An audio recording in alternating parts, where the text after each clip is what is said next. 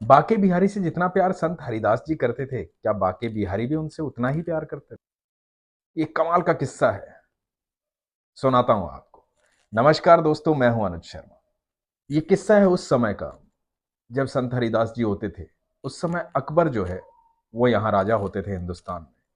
तो राजा रामचंद्र जो ग्वालियर के राजा थे, उनके यहाँ तानसेन जो है वो गाते थे, उनके यहाँ रहते थे। तो अकबर को कहीं से पता लगा कि एक तानसेन नाम का बंदा है और वो मेरे नवरत्नों में होना चाहिए। तो उन्होंने राजा रामचंद्र को एक चिट्ठी लिखी कि तानसेन को मेरे यहां भेज दो, वो मेरे दरबार में गाएंगे, क्योंकि अकबर को नवरत्न इकट्ठा करने थे। अब राजा रामचंद्र के पास जब वो पैगाम पहुंचा तो राजा रामचंद्र ने मना कर दिया कि नहीं, मैं तो तानसेन को कहीं भी नहीं भेजूंगा, तानसेन यहीं रहेंगे। तो ग्वालियर से पैगाम पहुंचा अकबर के पास कि राजा रामचंद्र ने मना कर दिया तानसेन को भेजने से। तो अकबर ने फिर से चिट्ठी भेजी कि यदि आपने तानसेन को नहीं भेजा तो मैं युद्ध कर दूं। दोस्तों, ये दुनिया के पहले गायक थे जिसके लिए एक राजा युद्ध करना चाहता था कि वो उसकी सभा में आए, उसके दरबार में आए, उसके नवरत्नों में शामिल हो जाए, वो कहीं और ना रहे।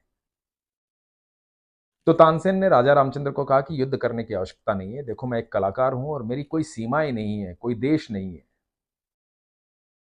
मेरे गायन को सुनने का सबको अधिकार है। तो आपके हिस्से का आप सुन चुके हो, अब मुझे जाने दीजिए। और ये कहकर के तानसेन वहां से चले आए राजा अकबर के पास। जब राजा अकबर के पास आए तो राजा अकबर के यहां गाने लगे। जब राजा अकबर ने तानसेन को सुना तो तानसेन को सुनने के बाद अकबर एकदम बौखला गए, पागल हो गए। अकबर ने कहा कि कहां से सीखा ये सब? हम सब जानते हैं कि तानसेन के बारे में कहा जाता है कि जब तानसेन गाते थे तो दिए जल उठते थे, मेघ मल्हार गाते थे तो बारिश होने लग जाती थी। तानसेन की गायकी पूरे विश्व में प्रसिद्ध है। तानसेन के गुरु थे संत हरिदास, जो कि बैजू बावरा और तानसेन के गुरु थे। तो जब तानसेन से पूछा कि कहां से सीखा ये सब, कैसे आता है तुम्हें, तो तानसेन ने जवाब दिया, महाराज मेरे गुरु संत हरिदास जी, मैंने उनसे सीखा। तो अकबर ने कहा कि जब तुम ऐसा गाते हो तो संत हरिदास कैसा गाते होंगे, मैं उन्हें सुनना चाहता हूं, तो उन्हें बुलाइए। तानसेन ने कहा कि मेरे गुरु किसी के लिए गाते नहीं, ना वो कहीं आते जाते हैं। यदि आपको मेरे गुरु को सुनना है तो यदि आपका सौभाग्य होगा तो आप सुन पाएंगे, लेकिन उसके लिए आपको वृंदावन जाना पड़ेगा, निधिवन। अकबर जो है कला से बहुत प्यार करते थे। अकबर ने कहा कि ठीक है। तो अकबर थे, जब वो जा रहे थे तो तानसेन ने उन्हें बताया कि आप तो बादशाह हैं, आप ऐसे जाएंगे तो पता लग जाएगा सबको, और उनको ऐसे सुनना है तो ऐसे आप डायरेक्ट जाके तो सुन नहीं सकते, उनको पता ना लगे, वो कभी गाएं तो आप सुन सकते हैं, उसके लिए आपको रुकना पड़ेगा वहां पे। तो अकबर मशहूर थे इस अदायगी में कि वो वेश बदल के लोगों के बीच में जाते थे। तो उन्होंने वेश बदला और वृंदावन निधिवन चले गए। अब तानसेन और अकबर वृंदावन में निधिवन में है और इंतजार कर रहे हैं कि कब संत हरिदास जी गाएंगे। लेकिन संत हरिदास जी तो अपने मूड के थे, जब मन करेगा तब गाएंगे।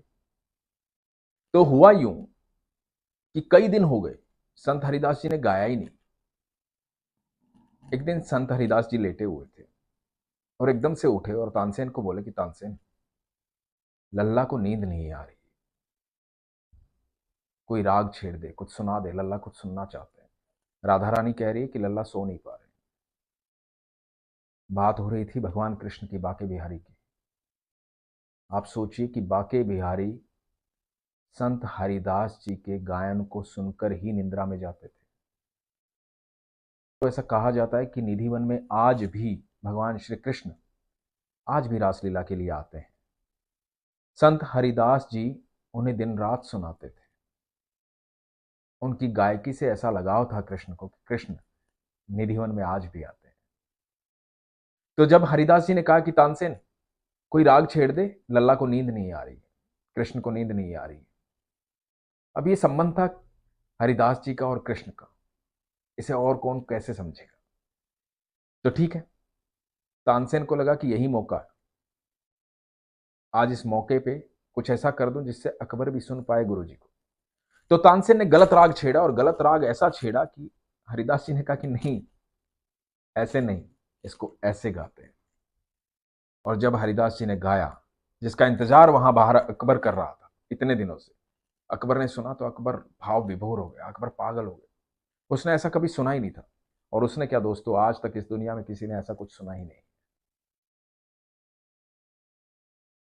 जब हरिदास जी ने गाया, अकबर ने सुना, उसके बाद जब तानसेन से वो बाहर मिले तो तानसेन से कहा, ये तो कुछ भी नहीं है, मेरे जो गुरु गाते हैं ना वो कमाल है, तो कुछ भी नहीं है।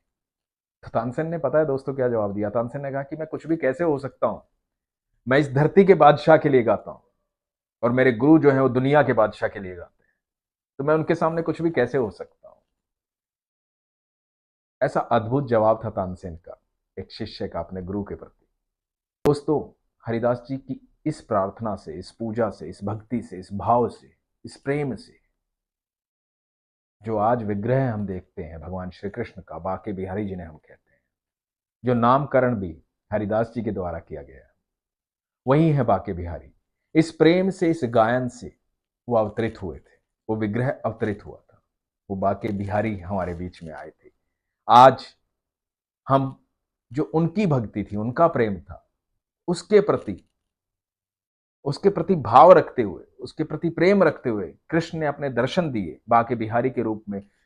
और ये हम पर कृपा बरसाई हरिदास जी ने कि उनके आग्रह से भगवान का विग्रह प्रकट हुआ, और जिस विग्रह को आज हम अपनी आंखों से देख पाते हैं, हम साक्षात उन्हें देख पाते हैं। कृष्ण वहां साक्षात मौजूद हैं, कृष्ण वहां रहते हैं, कृष्ण वहां बसते हैं। आज भी वो निधिवन में आते हैं, आज भी वो अपने भक्तों को उतना ही प्यार करते हैं, उतना ही मोह करते हैं। तो मोह लेने वाले भगवान श्री कृष्ण की सदा जय जयकार। हरे कृष्णा।